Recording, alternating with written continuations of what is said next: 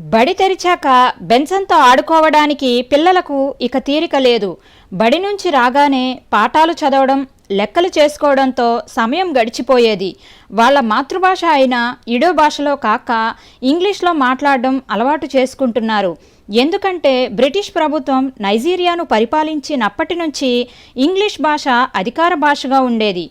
Benson వేకువనే లేచి ముందు కంటే ఎక్కువ కష్టపడి పనిచేసి రాత్రి భోజనాల సమయానికి ముందే పనులన్నీ ముగించుకునేవాడు.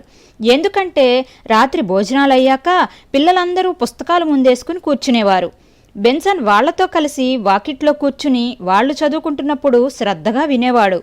ఇదే అతని బడి, ఇక్కడే అతడు చదువుకోవాలి కనుక అవకాశం పోగొట్టుకునేవాడు కాదు. పిల్లలకు కూడా బెన్సన్ అంటే చాలా ఇష్టం కనుక పాఠాలన్నీ నేర్పించేవారు. బెన్సన్ చాలా శ్రద్ధగా పాఠాలు నేర్చుకునేవాడు. పరీక్షలకు వెళ్లే ముందు పిల్లలు ఒకరినొకరు ప్రశ్నలు అడుగుతుంటే బెన్సన్ అందరికంటే ముందు జవాబు చెప్పేవాడు. విన్నవి నెమరు వేసుకునేవాడు. రోజులు దొర్లిపోతున్నాయి. క్రిస్మస్ వచ్చింది. బినీ జాతి వారికి క్రిస్మస్లో పెద్ద ప్రత్యేకత ఏమీ లేదు. వాళ్లకు ఇగో అనే పండుగ ఉన్నది. ఆ పండుగ కూడా క్రిస్మస్ దినాల్లోనే జరుపుతారు. ఆ పండుగలో నాట్యం చేయడం, ఇతరులకు బహుమానాలు ఇవ్వడం, దేవతలకు మేకలను బలి ఇవ్వడం వంటివి చేస్తారు. జూజూ దేవతలు తమకు అదృష్టాన్ని కలిగిస్తాయని, కీడు రాకుండా కాపాడతాయని వారి నమ్మకం. బెన్సన్ చెల్లి, తమ్ముళ్ళు చాలా సంతోషంగా ఉన్నారు. ఎందుకంటే వాళ్ళ నాన్న పండుగకు కొత్త బట్టలు ఇంకా ఇతర ఆట వస్తువులు తెస్తాడు. ఒకరోజు పిల్లలంతా బడికి వెళ్ళిపోయాక జోసెఫ్ బజారు నుంచి పెద్ద మూటతో వచ్చాడు. వాకిలి తుడుస్తున్న బెన్సన్ను పిలిచి, ఇదిగో ఈ నేత చొక్కా నీకోసం కొన్నాను. నీవు కష్టపడి పనిచేస్తే దీన్ని నీకు పండక్కి ఇస్తాను అన్నాడు. బెన్సన్కు ఏమనాలో తోచలేదు. అలాగేనండి, నాకు సాధ్యమైనంత వరకు నేను పనిచేస్తాను అన్నాడు. తన జీవితంలో బెన్సన్ ఎప్పుడూ పండుగకు బహుమతి అందుకోలేదు. మునుపటి కంటే ఎక్కువగా కష్టపడి పనిచేసి చిన్నాన్న మెప్పు పొందాలని ప్రయత్నించాడు. ఒకవేళ పనిలో లోపం కనిపిస్తే తనను పిల్లలతో కలిసి చదువుకోనివ్వడని భయం. చొక్కా కంటే తనకు చదువు ముఖ్యం. చివరకు పండగ రానే వచ్చింది. బెన్సన్ వంట చెరుకు నరికి వంటింట్లో పెడుతున్నాడు. అంతలో, అన్నయ్య, నా కొత్త బట్టలు చూడు, నాకు కొత్త బూట్లు కూడా తెచ్చాడు నాన్న. ఎంతో సంతోషంగా చూపించాడు జోసెఫ్ కొడుకు. చాలా బాగున్నాయి. నీ కొత్త బట్టల్లో నువ్వు చాలా చక్కగా ఉన్నావు మెచ్చుకున్నాడు బెన్సన్. వంటిల్లు చాలా హడావిడిగా ఉంది.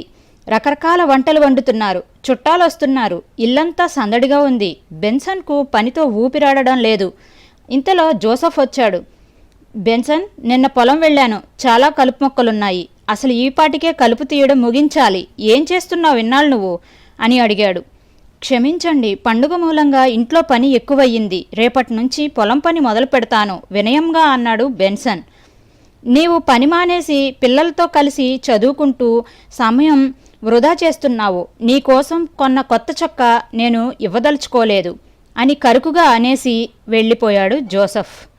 బెన్సన్ నోట మాట రాక నిలబడిపోయాడు. ఎక్కడ లేని నీరసం, నిరాశ ఆవరించాయి. నేను ఎంత ప్రయత్నించినా మా నాన్నను సంతోషపెట్టలేకపోయాను. ఇక్కడ కూడా అంతే జరిగింది. ఎంత కష్టపడినా మా చిన్నాన్నను మెప్పించలేకపోయాను. నేను పెద్దవాడినయ్యాక ఉద్యోగం చేసుకుని నాకు కావలసిన కొత్త బట్టలు కొనుక్కుంటాను. వీలైతే మా చిన్నాన్నకు కూడా కొంటాను. అప్పుడైనా ఆయన నన్ను మెచ్చుకుంటాడేమో మనసులోనే అనుకున్నాడు. ఆలోచిస్తూనే నీళ్లకు వెళ్ళాడు. నీళ్లు తెస్తూ తను వేసుకున్న చినిగిపోయిన బట్టలు చూసుకున్నాడు. తమ్ముడు వేసుకున్న క్రొత్త బట్టలు గుర్తుకొచ్చాయి. క్రొత్త బట్టలు వేసుకుంటే ఎలా ఉంటుందో, తన జీవితంలో ఎప్పుడూ చెప్పులు కూడా వేసుకోలేదు అనుకున్నాడు. ఇప్పుడు తను వేసుకున్న బట్టలు కూడా వాళ్ళ అమ్మ పంపినవే. చిన్నాన్న క్రొత్త చొక్కా ఇస్తాడని ఎంతో ఆశతో ఎదురుచూశాడు. క్రొత్త చొక్కా ఇవ్వలేదు సరికదా, పని సరిగా చెయ్యలేదని కోప్పడ్డం చాలా బాధనిపించింది. ఇంట్లో అందరూ పండగ సందడిలో ఉన్నారు. కానీ బెన్సన్ మనసులో ఏమీ సంతోషం లేదు. భోజనాల సమయంలో తన గిన్నె తీసుకుని దూరంగా వెళ్ళిపోయి ఎవరూ లేని చోట కూర్చుని ఒంటరిగా తిన్నాడు. అమ్మ గుర్తుకు వచ్చి చాలా దుఃఖం వచ్చింది. బలవంతంగా ఏడుపు దిగమింగి మొండిగా లేచి పొలం వెళ్ళి పనిచేయడం మొదలుపెట్టాడు. పనిచేస్తూ మనసులో పాఠాలు నెమరు వేసుకుంటూ ఉన్నాడు. పండుగ అయిన కొద్ది రోజులకు జోసెఫ్ బెన్సన్ను పిలిచి, వేటకు వెళ్లే సమయం దగ్గరకు వచ్చిందని, ప్రయాణానికి అన్నీ సిద్ధం చేయమని చెప్పాడు. చదువు మీద ఆసక్తి ఉన్న బెన్సన్కు వేటకు వెళ్లడానికి ససేమిరా ఇష్టం లేదు. అలా అని చిన్నాన్నకు ఎదురు చెప్పలేడు. మౌనంగా ప్రయాణానికి అన్ని ఏర్పాట్లు చేశాడు. పడుకోవడానికి చాప, వంటపాత్రలు, బియ్యం వగైరా మూట కట్టుకుని మర్నాడు ఉదయమే ఇద్దరూ కలిసి అడవికి బయలుదేరారు. అలా కొంత దూరం అడవిలో నడిచి ఒక స్థలం దగ్గరకు వచ్చారు. అక్కడ జోసెఫ్ ముందు సంవత్సరం వేసిన పాక ఉంది. చిన్న చిన్న కొమ్మలతో చీపురు తయారు చేసి పాక తుడిచి నీళ్లు తెచ్చి వంట చేశాడు. అడవిలోనికి వెళ్ళి కాయలు పళ్ళు తెచ్చాడు బెన్సన్. ఆ రాత్రి పడుకుంటే అడవి మృగాల అరుపులు, వింత వింత శబ్దాలతో సరిగా నిద్రపట్టలేదు. వీటికి తోడు అతని మనస్సంతా ఇంటి మీదే ఉంది. ఈరోజు బడిలో ఏం చెప్పారో అనుకుంటూనే మగత నిద్రలోకి జారుకున్నాడు. ఉదయమే లేచి జంతువులను పట్టుకోవడానికి ఉచ్చులు తయారు చేసుకున్నారు. ఉచ్చులో పడ్డ జంతువులను చంపి చర్మాలు తీయడం, మాంసం కాల్చి నిల్వ చేయడం వంటి పనులు నేర్చుకున్నాడు బెన్సన్. ఈ విధంగా రోజంతా గడిచిపోయేది. అప్పుడప్పుడు ఇంటి దగ్గర నుండి పనివాళ్లు వచ్చి చర్మాలు, మాంసం తీసుకువెళ్లేవారు. ఇంటి దగ్గర అయితే జోసెఫ్ సరిగా మాట్లాడేవాడు కాదు. ఎప్పుడైనా పిలిస్తే పని చెప్పడానికి మాత్రమే పిలిచేవాడు. కానీ ఇక్కడ అడవిలో ఇద్దరే ఉన్నారు, వేరే ఎవరూ లేరు. కనుక జోసెఫ్ బెన్సన్ను ప్రేమగానే చూసేవాడు. చదువుకు అంతరాయం కలిగిందని బాధ ఉన్నా చిన్నాన్న ప్రేమగా చూస్తున్నందుకు సంతోషించాడు బెన్సన్. అలా 2 వారాలు గడిచేసరికి జోసెఫ్కి జ్వరం వచ్చింది. తరువాత మసూచి సోకింది. జ్వరం వల్ల జోసెఫ్ ఏ పని చేయలేకపోయేవాడు. కనుక ఇప్పుడు పనిభారం అంతా బెన్సన్ ఒక్కడి మీదే పడింది. చిన్నాన్నకు పరిచర్య చేయడం, వేట పని అంతా బెన్సన్ ఒక్కడే చూసుకునేవాడు. మసూజీ అంటువ్యాధి అయినప్పటికీ ఏ కారణం చేతనో బెన్సన్కు మాత్రం ఈ వ్యాధి అంటుకోలేదు. 3 నెలలు గడిచాయి. వేటాడే కాలం అయిపోయింది. ఇంటికి వెళ్తుంటే బెన్సన్కి చాలా సంతోషంగా ఉంది. ఎందుకంటే ఇంటికి వెళితే చదువుకోవచ్చు. ఈ 3 నెలల పాఠాలు త్వరగా నేర్చుకోవాలి అనుకున్నాడు. పాపం బెన్సన్ ఇంత కష్టపడినా చిన్నాన్న ఒక్కసారి కూడా మెచ్చుకోలేదు. కొద్ది నెలలు గడిచాక మరో పండగ వచ్చింది. బెన్సన్కు క్రిందటిసారి చేదు అనుభవం గుర్తుకు వచ్చింది.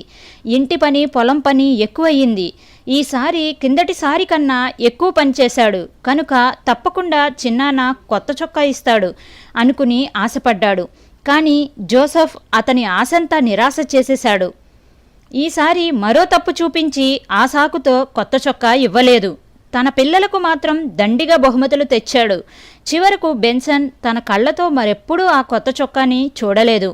ఆ బాధ అతని లేత మనస్సులో చెరగని ముద్ర వేసింది. ఎముకలలో అగ్ని, ఫైర్ ఇన్ బోన్స్. బెన్సన్ ఎడహోసా జీవిత చరిత్ర. ఆఫ్రికా ఖండంలో దేవుని చేత బహుబలముగా వాడబడుచున్న దైవజనులు బెన్సన్ ఎడహోసా గారి జీవిత చరిత్ర.